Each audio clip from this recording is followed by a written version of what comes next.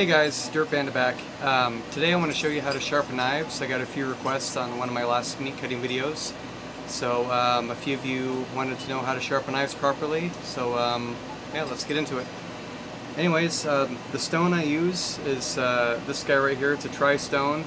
I got this over at the Army Navy store and it only cost me like $20, so you can get these for pretty inexpensively.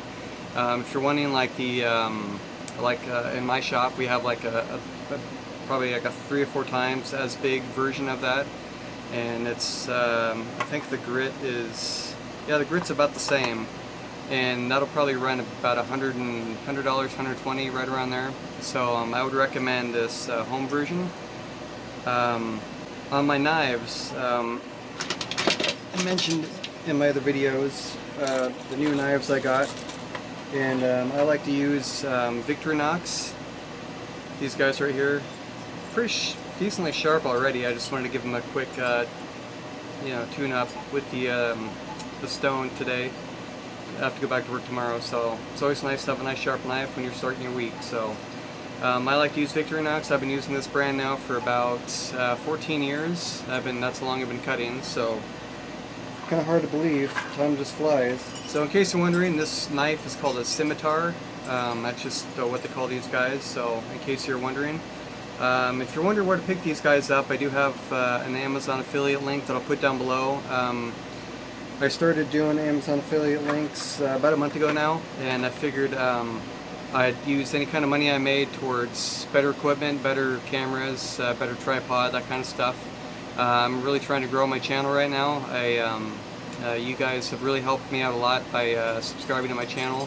I think I went from like low 900 all the way up to 1,174 where I'm at right now. So I just want to thank you guys very much for that.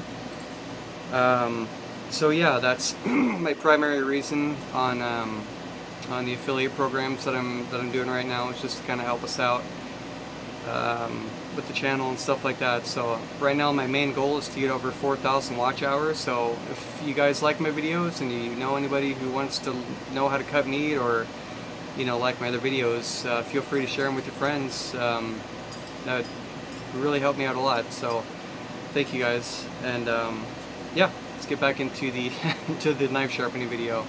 So my next knife here, this is called a boning knife. This guy obviously is primarily used for boning, like pork shoulders or any other kind of meat. Just it's a little bit more. You can get into tighter spaces with this guy, other than versus my scimitar. It's a little bit bigger, so it's kind of harder to maneuver around bones. This guy I bought on Amazon, and it cost me, I believe it was $35, if I'm not mistaken. My scimitar was that was I think $45 or $49, somewhere in there. But anyways, let's go and show you guys how to sharpen these bad boys. Oh, also, a lot of people who aren't knowledgeable into knife sharpening or anything like that, they think this is actually sharpening a knife. What this actually does, this is called a steel, and this will actually make your blade, under a microscope, your blade looks like a bunch of little combs, like little zigzaggy little, almost like a comb. And when you cut something, those microscopic little pieces of metal, they tend to go this way, go that way, and that's what makes your knife feel dull. And what you want to do with this guy actually straightens that and makes your blade nice and straight again. So that's what this is for. This is not for sharpening. I heard recently that, it's the first time I heard of it, but a diamond steel will actually sharpen a knife. I haven't heard that before. I heard that from a coworker who's a pastry chef in my store that I work at. So that's news to me, but I use my stone to sharpen all my knives. So there we go. It's a little bit better. Should have shot from this angle in the first place. So my knife's not too bad as it is. It's still pretty darn sharp. This one probably doesn't even need to be sharpened. I'll just run this guy on my fine stone, and that should fix any of the little imperfections that it may have. I mean, it'll still cut great. And then a big knife. I just kind of want to show you guys before I sharpen these. yeah, that's, you guys can see that.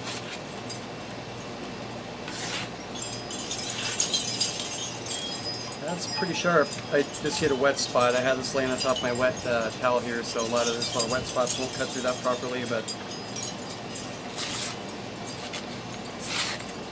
yeah, it's pretty damn sharp. So, okay, let's get into the sharpening tutorial.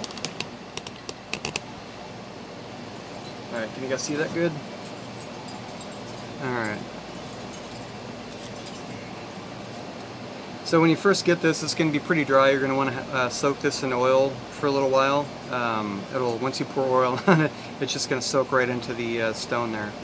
So this is my fine stone, and if you have, the only reason why you would ever want to use your coarse is for knives that are, I mean, just have no edge at all. It just, coarse is for building an edge, and then you refine it by going to your medium, and then you're fine. So you don't really want to hit it on the coarse too long, just until you start noticing a nice edge on there. So when you're on your stone here, you want to keep this right around a 30-degree angle. I'm not huge on my angles, but I do sharpen my knives and I manage to get them sharp, so I guess I hit that 30-degree angle mark. So right in this area right here, and you want to go back and forth, keeping that 30-degree angle. And what I used to do when I was first learning how to sharpen my knives, there's nothing wrong with this. Just keep it at the same angle, and I'd say do it about 10 times one side.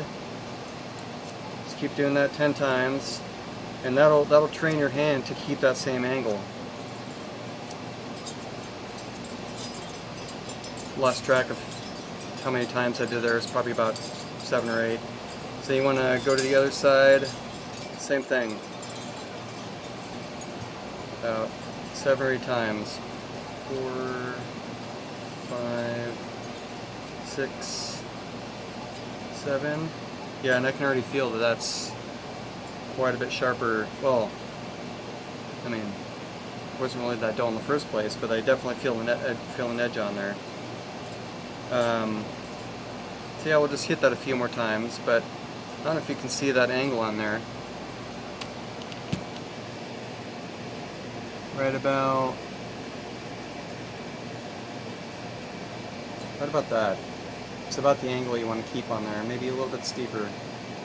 So, and this is going to take a lot of practice, you know. You don't want to keep this definitely don't want to do that angle there. Just, you want to find the happy medium, right around 30 to 35 degree. And the more you do this, the more you're going to notice a difference. It takes a long time to really master this. Let's see, lighting was bad there. Okay. It takes a long time to master sharpening knives. I've been doing it now for 14 years, so I mean, definitely don't learn overnight, but definitely takes practice. And if you're going to be doing this for any kind of job, you definitely want to make sure your knives are sharp. This will cause carpal tunnel eventually. If you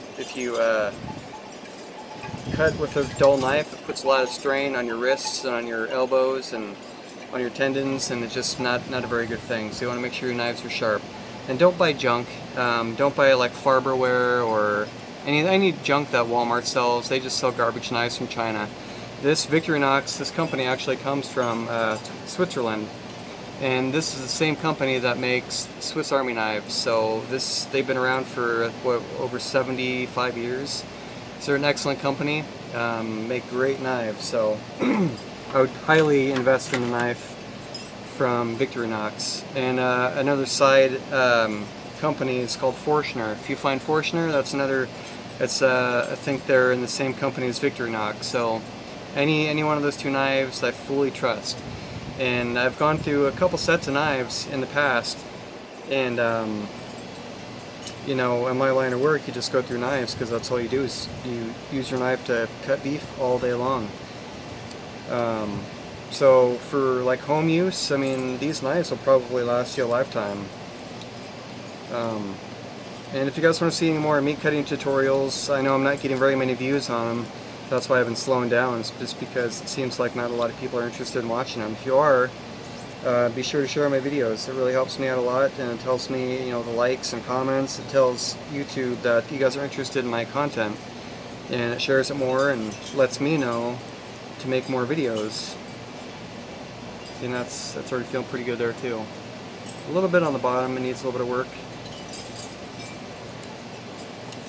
but it's hard for me to do this and talk at the same time, so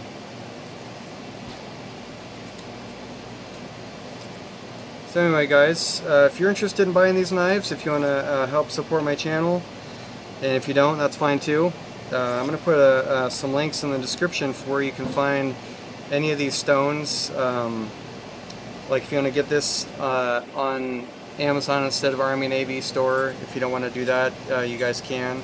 I'll put a link for something like this in the description, as well as the steel and these two knives and a scabbard here.